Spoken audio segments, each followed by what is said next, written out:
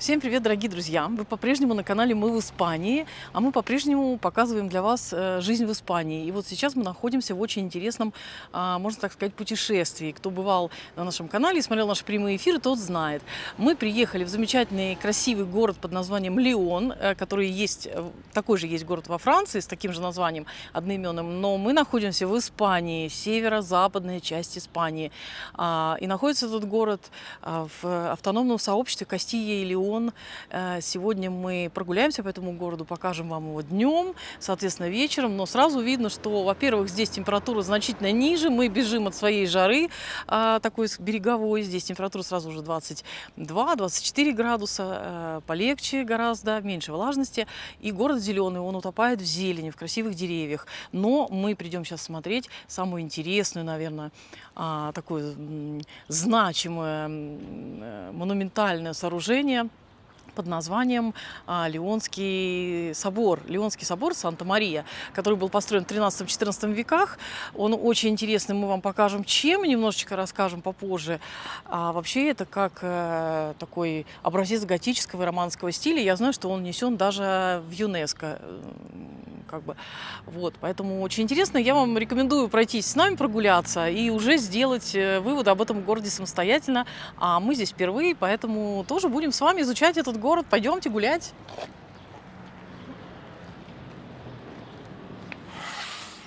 И одним из самых удивительных аспектов вот этого собора Лионского, который вы сейчас видите, это его витражная галерея, которую мы увидим тоже и зайдем, попытаемся зайти вовнутрь.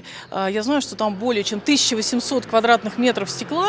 И очень уникально, что когда внутрь попадает солнечный свет, он интересно очень освещает пространство. Ну, кстати говоря, пока мы идем, хочу впечатлениями поделиться. То есть, когда мы уже подъезжали, нам казалось, что мы проезжаем такую, то ли Франция, то ли что-то такое напоминает. И мне очень нравится, что чем дальше к северу, тем появляется хорошее такое домостроение, удивительные черепичные крыши и удивительные каменные дома. Очень это впечатляет. И со всех сторон вот любуешься собором. Действительно, даже собор Парижской Богоматери немножко напоминает. Сейчас пойдем поближе, посмотрим. Помимо своей архитектурной красоты, исторической такой красоты, он еще имеет огромное культурное значение, огромное историческое значение и был признан всемирным наследием ЮНЕСКО и является одной из главных достопримечательностей, во-первых, города Лион, ну и, во-вторых, это всей Испании. Вот эта вот розетка, которая в середине, да, на главном фасаде, мне напоминает собор Парижской Богоматери, например. Не знаю, попадем ли мы внутрь, очень хотелось бы. Очень, ну вот, 13-14 век, вот такая постройка. Вообще, я прочитала, что здесь очень приятно ходить по старинным улочкам, они очень уютные, красивые, действительно привлекают очень много туристов. Вот правда, люди есть. Сейчас посмотрим. А вот называется он вот так, Катедраль де Санта-Мария.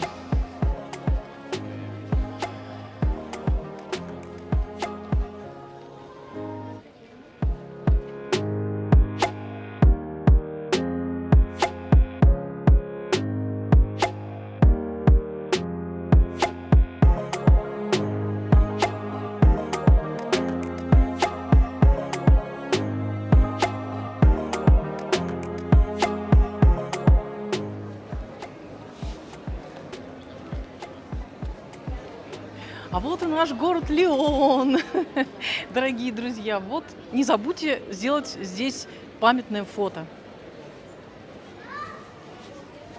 Посмотрев на собор, вы можете прогуляться по красивым улочкам, выпить чашку кофе, зайти. Мы тоже, кстати, прогуляемся, посмотрим, что здесь есть. Какие-то сувениры. Вообще, я знаю, что здесь есть различные музеи. Еще есть какая-то базилика интересная. Вот, если повернуть направо, уже открывается великолепный вид. Вообще, я считаю, что город Лион, он так незаслуженно не распиарен, но здесь достаточно много интересного. Очень даже можно остановиться и не на один день, я думаю.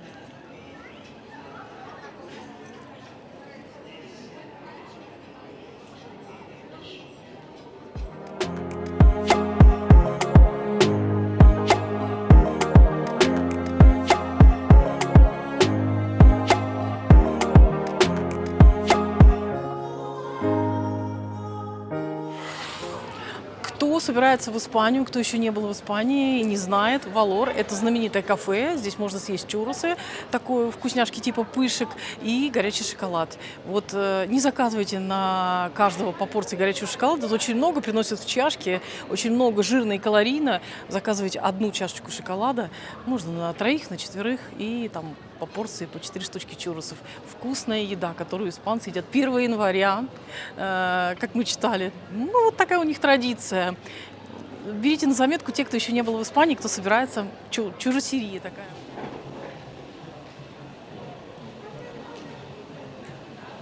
Дорогие друзья, сейчас мы подошли к дворцу, который называется Паласио де лос Гисманес. Видите, годы его постройки. И сейчас, как написано в открытых источниках, этот дворец является штаб-квартирой депутации Леона. Посещение его периодически ограничено, но тем не менее можно зайти посмотреть. Там очень красивый внутренний дворик. Попробуем сейчас туда зайти вместе с вами и посмотреть, что это. Ну вот мы сюда зашли, в этот дворец. Очень красивый здесь внутренний дворик, как на фотографиях, ну, мы так вскользь увидели, но нам объяснили на входе, что здесь нужно записаться заранее там, на листочке, в 17:15 будет дальнейший проход, но уже все в полном комплекте, люди записались, вход бесплатный, и гид рассказывает, соответственно, сегодня мы бы записались только на завтра. Вот такая история, так что, когда вы придете сюда, захотите посетить, обязательно записывайтесь с утра, и вы посетите, вот, например, в 17:15 идет следующая экскурсия, а одна с утра. Интересно, я думаю, что интересно бы нам рассказали, но ничего страшного. Посетим в другой раз.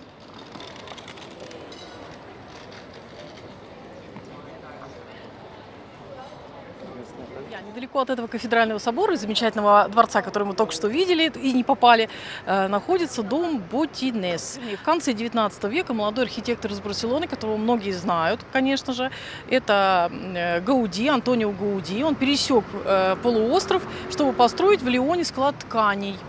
Вот такое красивое здание у него получилось. Его звали Антонио Гауди. Здание называется домом Ботинес. Уникальная работа, о которой мечтали бы любые города в любых странах мира. Вот такую красоту иметь у себя. И дом Ботинес является частью того монументального маршрута, который любой путешественник хотел бы посетить, посещая какие-либо исторические города. Ну вот в данном случае в городе Лион можно увидеть такие прекрасные сооружения.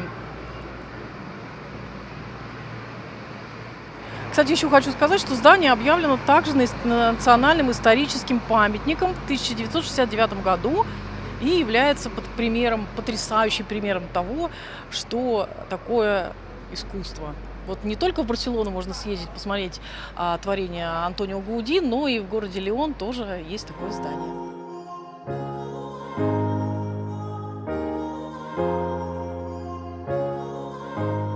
Так идешь себе по улице и видишь старую стену историческую.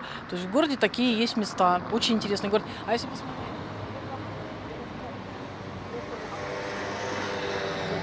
В этом же центре, друзья, все рядом находится фабрика шоколада. Мы только сейчас увидели. Вот нигде в гидах ни в каких не видели туристических.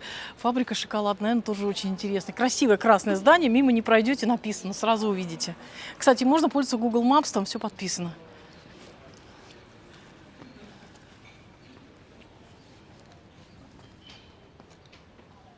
Впереди у нас базилика Сан-Исидро, и там есть музей Сан-Исидро. Но, насколько я понимаю, сейчас днем в 4 часа дня все закрыто на сиесту.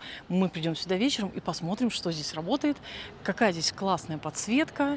Все, безусловно, покажем вам в этом ролике. Сейчас настало время просто что-нибудь, наверное, перекусить или выпить кофеек или прохладительные напитки, потому что становится тепло, хотя 24 градуса.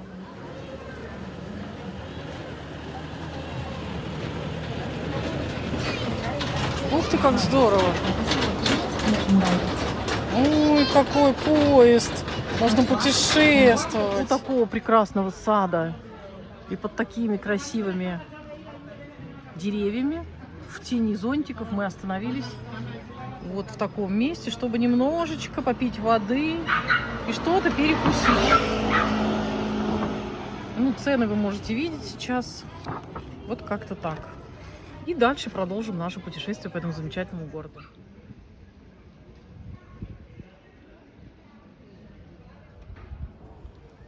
Значит, дорогие друзья, мы перекусили. Очень вкусно, 36 евро с кальмарами. Очень полезная еда, без всяких вредностей. Ссылочку на это заведение съедобное, ну, где можно поесть, мы оставим под нашим видео. Смотрите, какой красивый парк.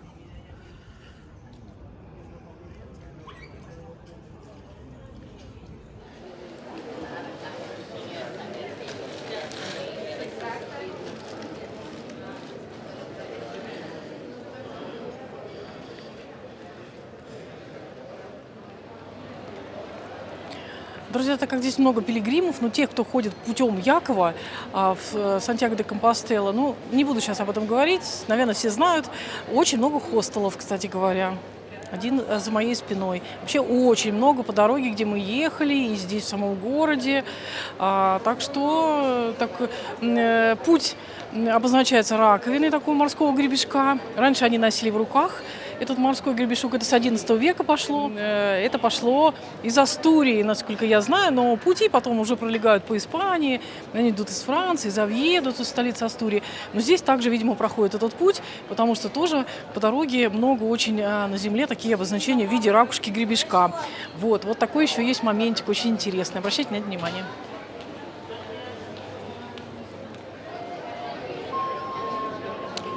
Ну что ж, пойдемте зайдем внутрь этого кафедрального собора и посмотрим на красоту убранства внутреннего и на то, как там божественно падает свет. Ну, так, во всяком случае, написано, мы сейчас посмотрим, так это или нет. Пойдем, Алексей.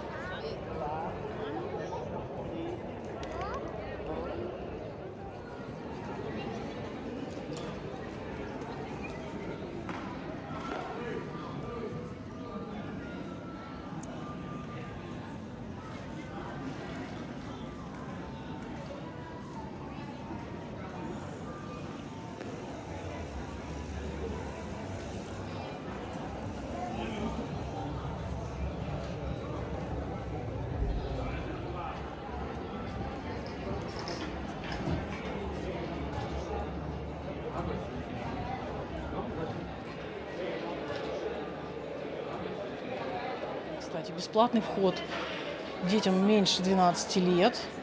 Детям, ну да, до 12 лет.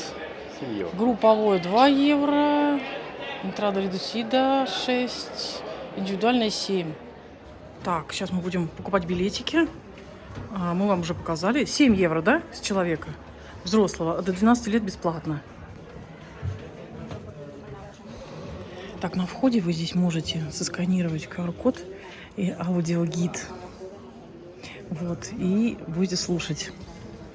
Мы заплатили по 7 евро с человеком. Просто сейчас будем наслаждаться видами красивыми.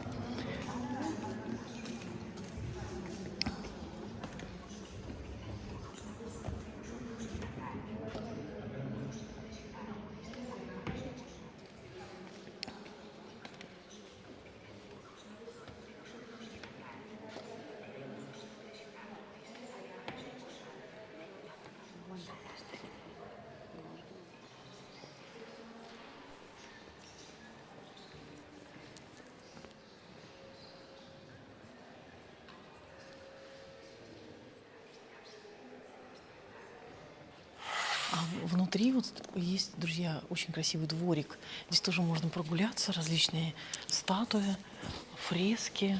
В общем, ну, впечатляет размах, культурная такая составляющая, историческая. Так что всем, конечно, рекомендуем. Почитайте побольше об этом соборе и обязательно сходите. Вышла тучка, поэтому так вот. Но зато посмотри, какие фрески, да? Такие старинные. Красиво, исторически. И скульптуры. Очень красиво.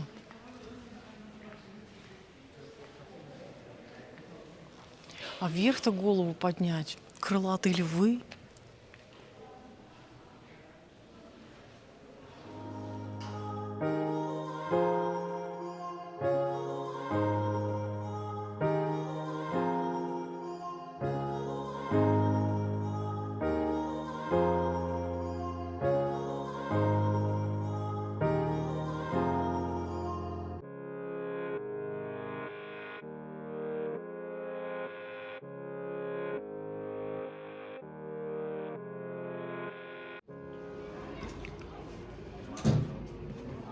И вышли мы с другой стороны. Очень интересный собор, так что рекомендуем обязательно, прям обязательно для вашего посещения.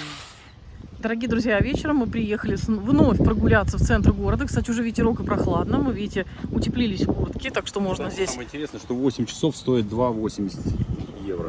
Угу, то есть 16, недорого. 20, после 20 бесплатно. А сколько сейчас у нас времени? 20, все. То есть это достаточно недорого. Оплатили. Это все рядом с центром. В общем, мы, наверное, ссылку оставим. Если наберем 50 лайков под этим видео, разместим ссылку. Шутка. Ну, в общем, вот как-то так. Оплатим сейчас, положим билетик под стекло и пойдем опять гулять по старому городу.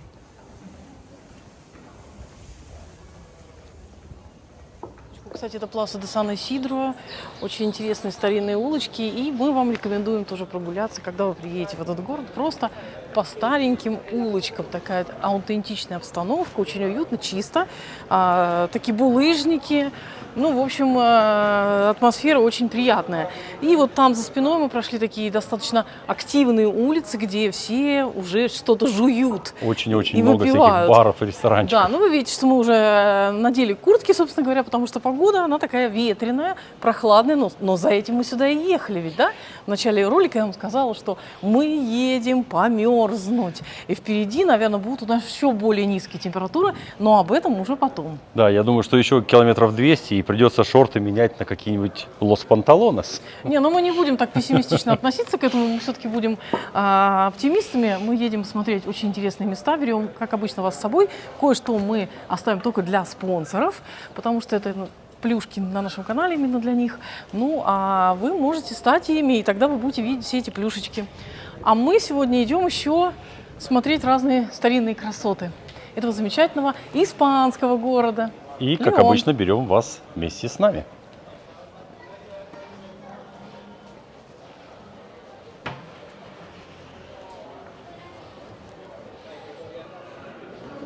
Вот шли мы и увидели интересное место. Базилика есть Сан-Исидро, но также есть отель, ресторан, и все это Сан-Исидро.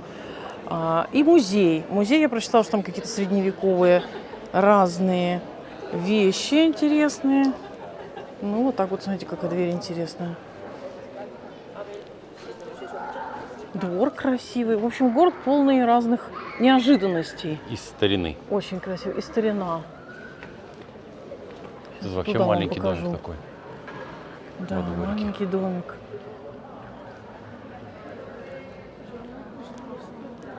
Красивый дворик, там, наверное, ресторанчик. Пойдемте просто посмотрим. А в музей зайдем? Пойдем в музей. Там, если вы хотите в базилике Сан-Исидро посетить музей, очень интересные там такие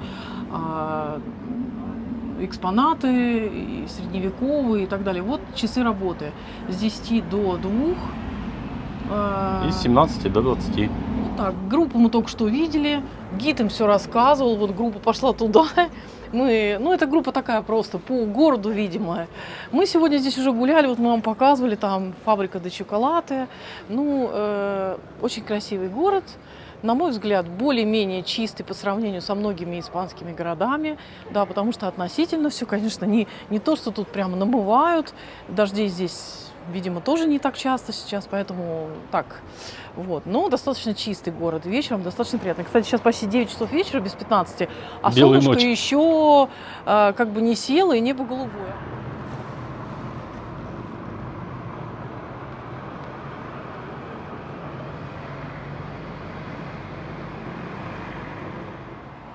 Посмотрите, дорогие друзья, как вот эта старинная римская стена, которая имеет ключевое значение для истории этого города, удачно вписалась в современный город. Рядом стоят современные дома и такая сохраненная, восстановленная римская стена. Для того, чтобы сохранить историю, и сюда люди приезжают, туристы, и именно своими глазами воочию посмотреть на это. Вот сейчас мы вдоль нее идем, и все это, кстати, находится, ну, практически все вот рядом.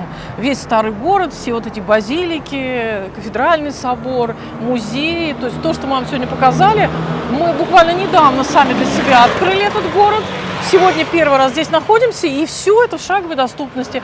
То есть можно вот разместиться в любом отеле, приехать в центр города, встать на, если вы на своем автомобиле, встать на ту парковку, которую мы вам показали, и все пешочком пройтись. Удобные дорожки, могут ходить и люди и пожилые, можно так сказать, могут ходить и на разных видах транспорта, вот на самокате, на великах здесь люди ездят. В общем, удобно, прикольно, хорошо погулять. А когда я вот смотрю обратно туда, я опять вижу историческую красоту. Смотри, прямо по курсу. Сейчас вам Алексей покажет.